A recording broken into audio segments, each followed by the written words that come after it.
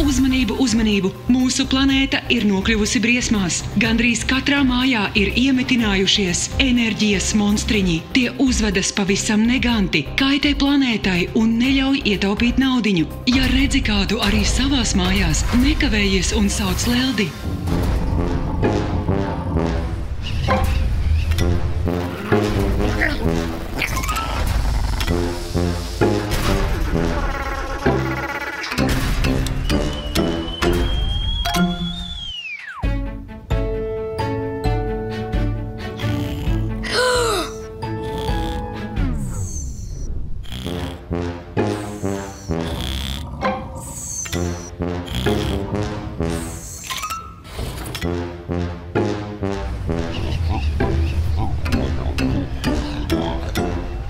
Lelde, palīgā!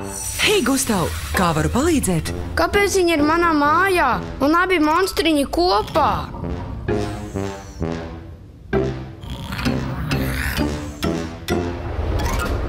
Siltuma monstriņš mīl siltumu, guļ uz radiatoriem, jo tie siltāki, jo monstriņam ir saldāks miegs un skaļāka krākšana. Ja mājās ir regulējami radiatori, uzmani, lai cipars uz tiem nav lielāks par 3. Lūko, lai radiatori nav aizklāti ar bieziem aizkariem vai nosakti ar mēbelēm, lai ir brīva vieta, kur cirkulēt gaisam.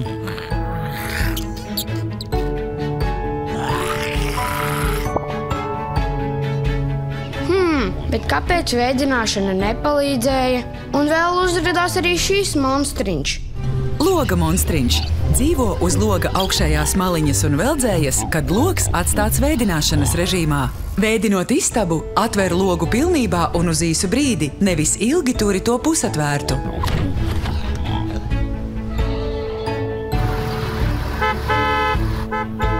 Man jāskrien, tētis vedīs uz treniņu. Paldies, Lelde! Atā, Gustav!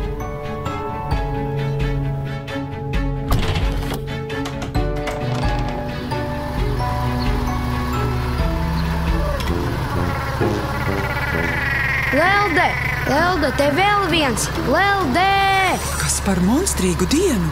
Automonstriņš barojas ar auto izplūdes gāzēm, mīl sastrēgumus un ilgus braucienus. Tāpat izbauda, ja auto ilgstoši stāv uz vietas ar iedarbinātu motoru. Tēt, būsim vidēji draudzīgi un brauksim uz treniņu ar riteņiem.